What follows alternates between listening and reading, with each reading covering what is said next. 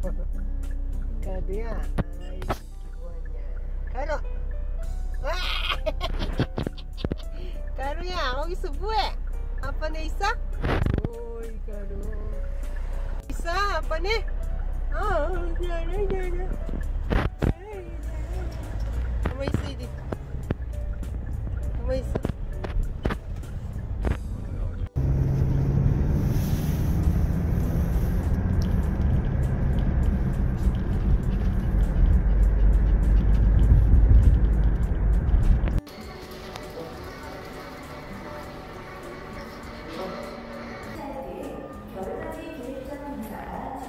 Karo.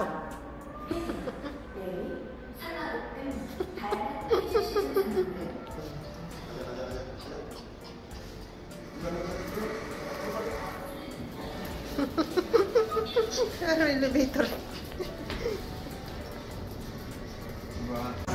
Hello guys, nandito kami sa mall at nagaya si Lulukis sa mall. At sinama niya yung kanyang bunso, si Karo. Ayan. Ewan ko ba, sabi ko sa kanya, huwag na niyang isama. Isa pa siyang iniintindi namin. Si Karo pa naman guys, ayaw niyang maglakad. Kapag ganitong floor, kasi siguro madulas. Kaya ayaw niya. So, kailangan pa siya, stroller. So, yan. Kami lang dalawa, hindi namin kasama yung anak ko. Nasa work siya. So, si Lulukis, bibili daw siya ng damit. So, yan. Magsasamantala naman tayo, guys. Okay, samahan nyo kami. Igo, yun dyan, ko. Yan, nahain nga dyan kulungan. Karo! Karo! Karo ya, ang dito.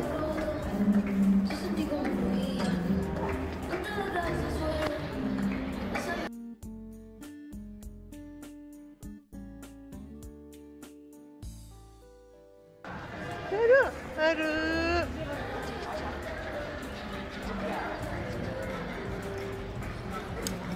Uwepe.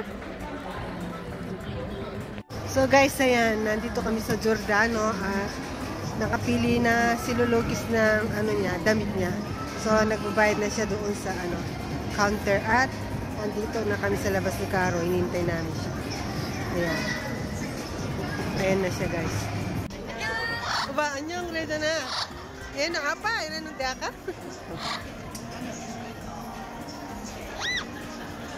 Bale. De apa, yan na ka? Ah, apa?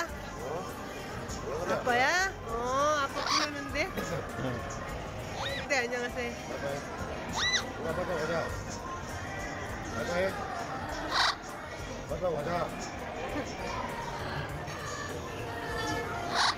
안녕.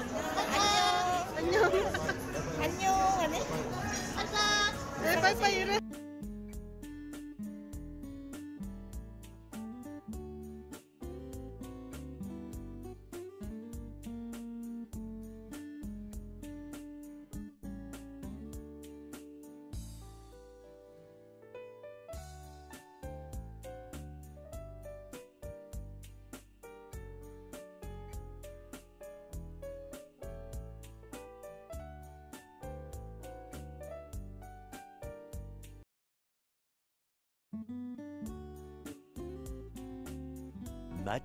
Much later. Guys, magsasauna kami. Ayan. Punta tayo sa sauna, guys. Nagyaya si Lulukis mag-sauna.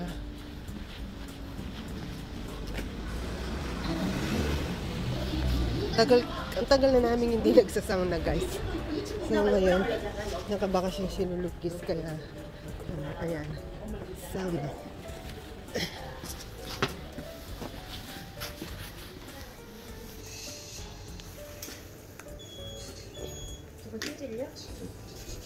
Guys, ayan, nandito tayo sa Jindilpang. Ayan. Di ako pwedeng mag-vlog sa loob, guys, kasi lang mga bawal. So, hanapin natin yung ating lalagyan. Lalagyan ng mga shoes, guys. Ayan. Ayan.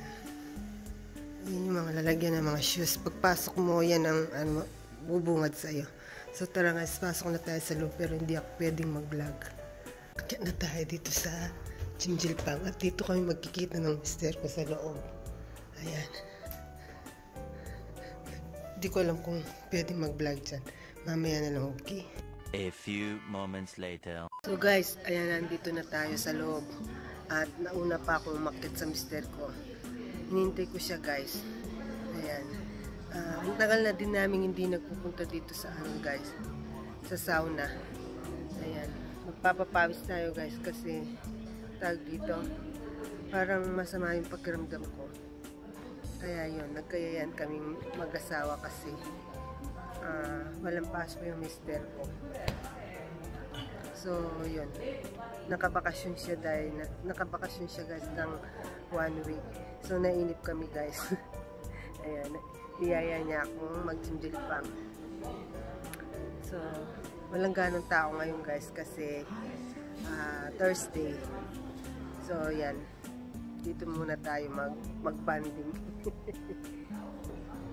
Ano to, lumang na to guys, sauna. Nagpupunta kami dati dito guys kaso nung mabubuhat nung magka-corona, hindi na kami nakapasyal guys. Kasi bawal, di ba? Nakakatakot. At sa baba guys, dun sa pinagpapaliguan, hindi ako pwedeng mag-vlog doon kasi nakahubad yung mga guys.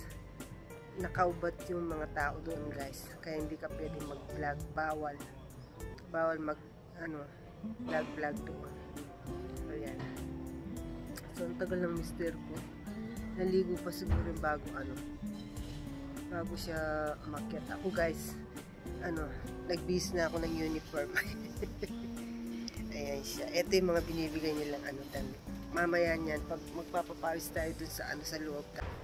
Ayan na siya guys. O sige, mamaya na lang, okay? Ayan yung silulungkis. Ayan yung tsura ng sauna dito guys. Ayan yung Jimjilpang. Ayan, meron silang mga massage chair doon.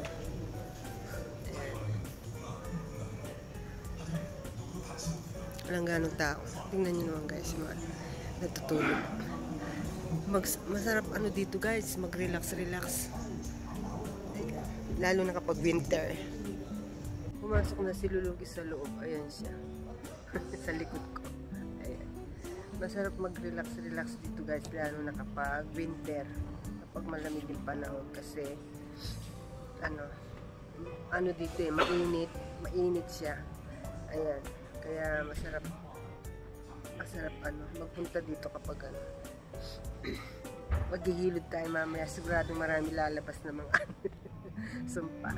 Pagkatapos namin ng mall, ayun, nagyaya siya dito guys.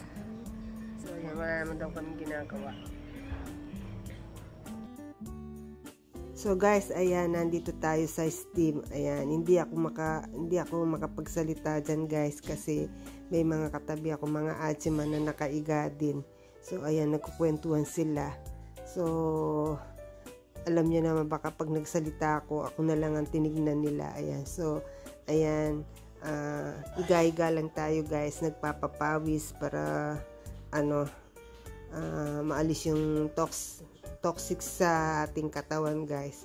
So ayan, nakikinig-kinig lang ako dyan. Yung asawa ko nakaupo siya dun sa may harap. Dito sa may tabi ko, puro mga asthma yung mga yan. Di natin sila pwedeng kunin kasi alam nyo naman bawal. Ayan, pulang-pula na yung aking peslak dyan guys kasi sobrang init dyan guys. Ayun yung asawa ko dun sa may yung nakaupo dun. Yun yung asawa ko guys. So ako dito ako sa may may mga bato-bato. Ayan. Tingnan niyo naman yung pest ko guys. Pulang-pula na. Masarap kasi pumasok dyan guys, lalo na kapag malamig yung panahon guys. Kailangan mo talaga magpapawis para kapag naligo ka, labas talaga yung toxic sa loob ng katawan mo. Ayan. Sarap-sarap na pakiramdam yan guys, yung pawis na pawis ka. At nakaka-diet pa yan guys. Tignan nyo. Gustong-gusto ko yan guys, yung ganyan yung guys, tignan nyo naman. Diba? Para akong nagmarathon guys. Galing tayo doon sa Jimjil. Ayan. Ganyan yung itsura mo guys kapag pumasok ka doon sa Jimjil. Ano pa yun guys? Mild. Ayan. Nakakaganda ng ano yan guys, kutis, at sa mga gustong mag-diet, nakaka-lose weight din siya. Ano? Kita nyo?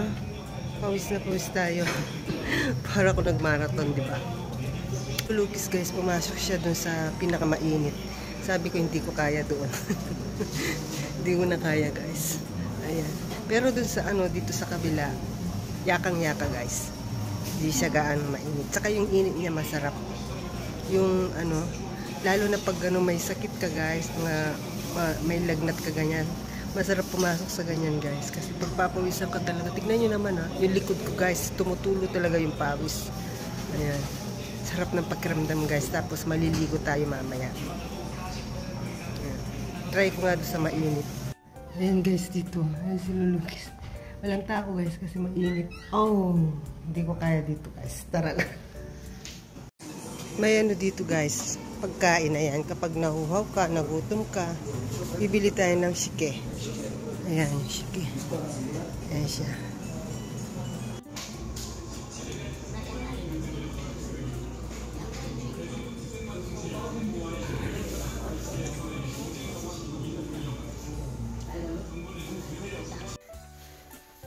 Ayan yung sinaping nilulukis, guys. Ayan. Ayan siya. At binili din niya ako ng bag at damit. Ayan. Hindi ko na siya i-haul. Ayan guys, nandito na kami sa bahay at nakauwi na kami. Tingnan nyo naman yung itsura ko guys. Hindi na kasi ako nakapag-dryer dun sa sa sauna kasi pauwi na naman kami kaya hindi na ako nag-dryer guys. So natuyo yung buko parang para siyang steel wool.